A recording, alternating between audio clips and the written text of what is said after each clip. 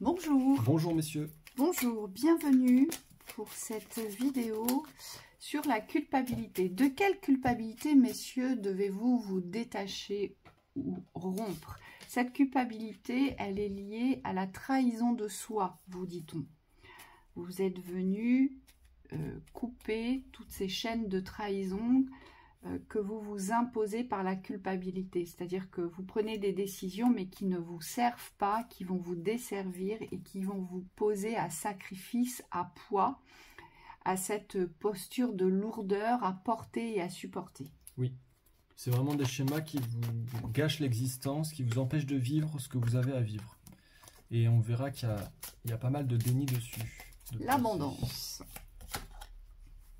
Oh. Alors, ouais. Ici, ce qui vous fait peur, messieurs, c'est votre... c'est la vie. C'est ce processus, comment dire, j'ai perdu le mot, il va revenir. C'est la vie abondante. C'est le processus qui vous fait peur. Ah zut, j'ai perdu. Et il est important, on me dit, c'est celui-ci, j'arrive pas à remettre, c'est pas la maturité, la mutation, merci. On vous dit, c'est le processus de mutation vers les ouvertures qui vous font peur ici. Ici, il y a des grandes peurs d'aller ouvrir autre chose. Vous êtes en pleine mutation. Il y a beaucoup de choses qui changent, il y a des choses qui reviennent dans les allers-retours. Et on vous dit que... le but est de vraiment faire le nettoyage, faire le ménage. Pourquoi vous avez peur de cette mutation vers l'abondance? Parce que vous avez peur de vivre confortablement et abondamment aux yeux des personnes dont vous allez vous détacher. Ici, on culpabilise d'être dans le confort, on culpabilise d'être dans l'argent, on culpabilise de la réussite, on culpabilise de se choisir, on culpabilise de mener une autre vie. Oui, là, c'est vraiment la peur de la vie. Vous avez peur ici de vivre, tout simplement, j'ai envie de dire. C'est comme si, pour vous, l'existence, c'était des problèmes, le passé et les problèmes. Et là, ce qu'on vous dit, c'est qu'il y a vraiment une fin ici à poser sur l'ancien. Il y a comme... moi, on me dit, il n'y a pas de honte, il n'y a pas de culpabilité à avoir, à fermer un espace de votre vie qui n'est plus présent. Aujourd'hui, vous avez, peu importe ce que vous avez vécu, on vous dit, il doit rester que le meilleur. Et c'est ça aussi guérir, c'est accepter de ne plus se référer à un passé souffrant ici. On vous dit, sachez que pour accueillir l'abondance, il va falloir fermer ce pan de votre vie. Et dans un second temps, on me dit, vous allez devoir travailler à cette ouverture. Donc ça veut dire valoriser ce qui est bien dans votre vie, valoriser ce qui est déjà là, surtout. Ce que je vois, c'est qu'il faut travailler par rapport au réel, pour pouvoir ouvrir d'autres espaces en expansion. C'est-à-dire que ce que je vois, c'est comme si ce sont des espaces qui s'ouvrent, mais de plus en plus grands. Mais c'est pas des espaces d'illusion ou de rêve qu'on vous demande d'ouvrir, ce sont des choses réelles. Et ça va vous permettre de laisser circuler ce qui doit circuler dans cette abondance de la vie, dans la richesse de la vie, dans le bonheur, ce plein bonheur d'être dans la réception. Il y a une circulation ici naturelle à vous réapproprier. Oui, ouais, c'est vivre pour soi. C'est vivre pour soi. Et donc, vous ne devez plus vous retourner ou regarder derrière vous pour savoir si les autres sont en accord avec ce que vous vivez ou avec ce que vous avez choisi. Aujourd'hui, vous allez devoir poser le choix de cette ouverture de l'abondance pour vous-même. Oui. Et non plus en conséquence des autres concernant les autorisations ou les non, les oppositions, vous voyez? Oui, et on vous dit cette abondance-là que vous allez vivre, que vous êtes en train de créer, vous allez devoir la préserver et la protéger. Moi, ce que Michael me montre, c'est comme quelqu'un qui va protéger un bébé. Donc ici, même si c'est naissant, on vous dit il y a des protections à poser sur ce que vous allez vivre dans l'abondance. Pourquoi? C'est pour ne pas vous faire aspirer par tous ces liens du passé. Aujourd'hui, il faut être conscient que vous portez des mémoires, on me dit, et vous-même, vous ne devez pas vous rattacher à ces mémoires-là, mais plus à ce que vous voulez vivre.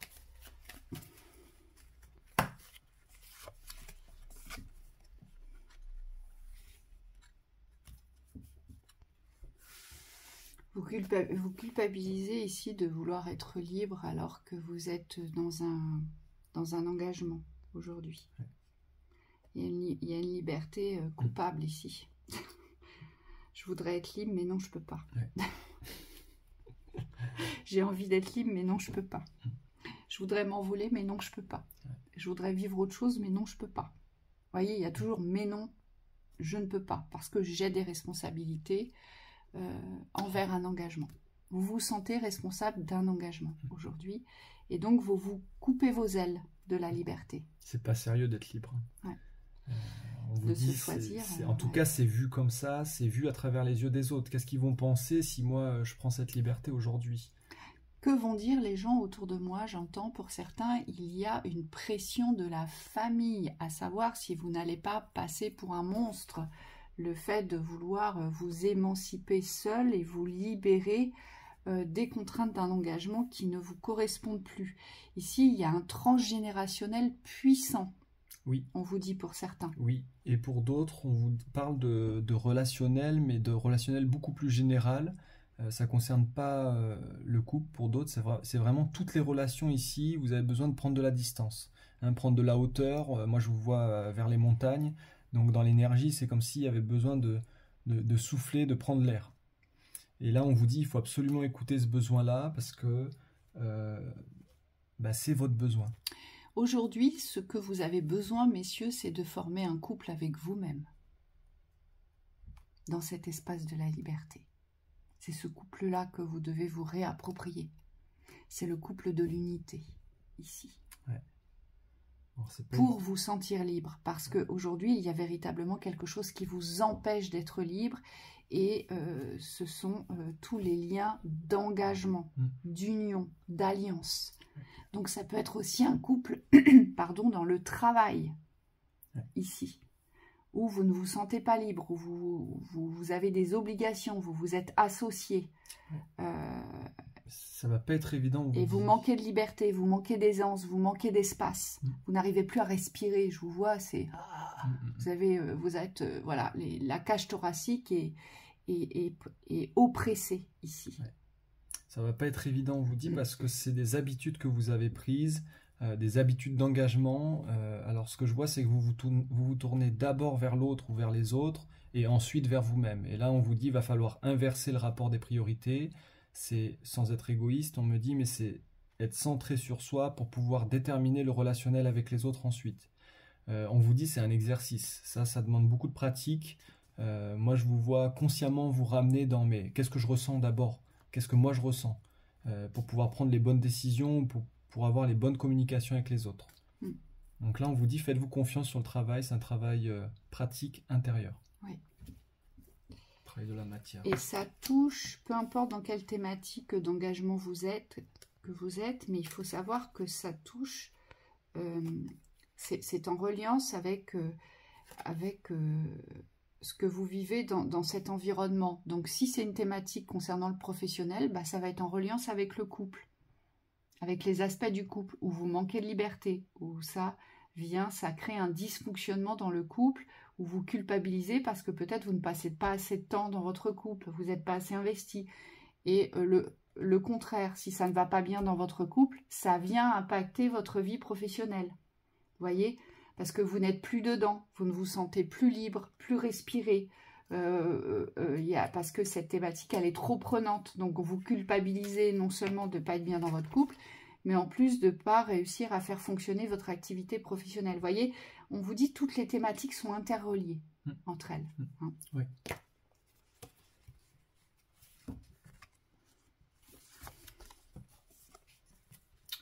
La solution pour la culpabilité, c'est quand même la reconnaissance. Je suis en train de voir par rapport à l'édite, je suis en train de me dire que c'est relié à cette thématique-là. Ouais, et c'est rendre la responsabilité à chacun. La culpabilité, il faut bien comprendre que ce sont des choses, des poids, des valises qu'on vous donne, des poids qu'on vous rajoute, qu'on vous fait porter. Parce que la culpabilité, on vous fait culpabiliser en évoquant une vérité. D'accord ?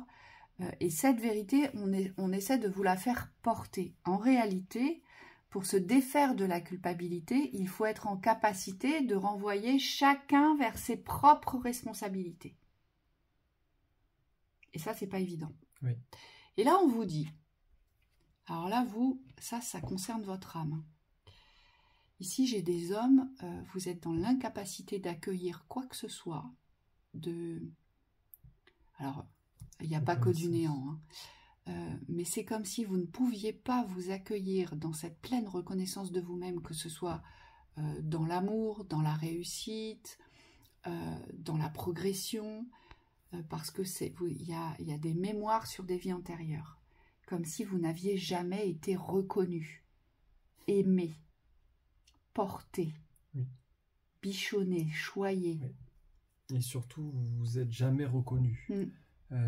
Ici, c'est assez clair. C'est comme si votre âme... alors, Michael me dit, dis-le direct. Vous ne pouvez pas vous comparer dans la reconnaissance des autres ici.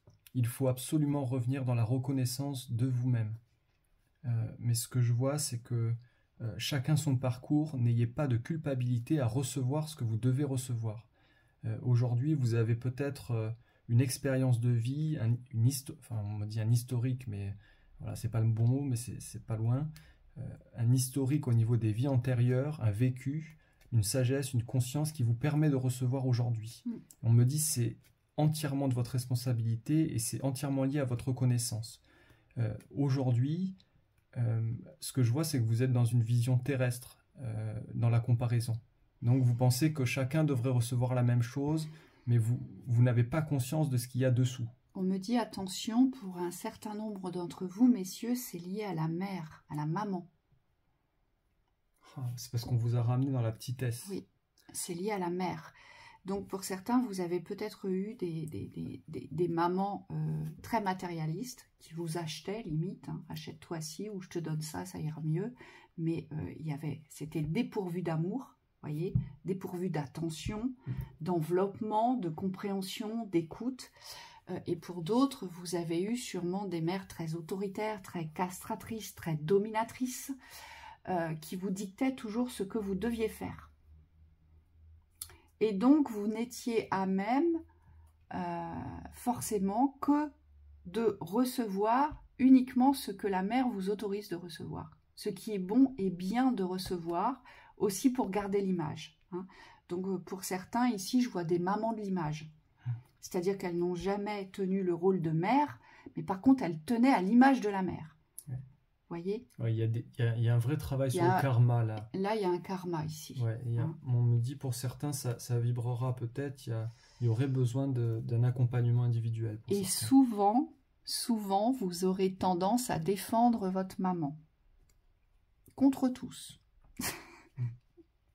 Vous aurez souvent cette réaction à lui trouver des excuses. Et on vous dit aujourd'hui, il ne faut plus lui trouver des excuses. Mais aujourd'hui, il faut vous excuser vous-même. Aujourd'hui, il y a vraiment ça à poser. C'est excusez-vous auprès de votre mère de vous choisir de recevoir. Mais de recevoir cette fois-ci ce qui est juste de recevoir pour vous. Et non ce que votre mère a décidé que vous recevriez ici.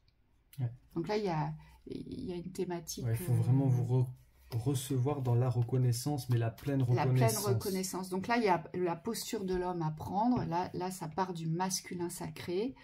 Il y a cette posture d'homme à reprendre. Donc, vous n'êtes plus l'enfant. Il y a une sortie de l'obéissance aussi. Il y a beaucoup de choses comme ça. Hein. Et pour certains, vos mamans ont été vos femmes dans les vies antérieures. Oui. Donc, il y a beaucoup de choses ici. Ouais, c'est souvent le cas. Hein. Ça peut être le cas. Dernière. L'image. Parlons-en.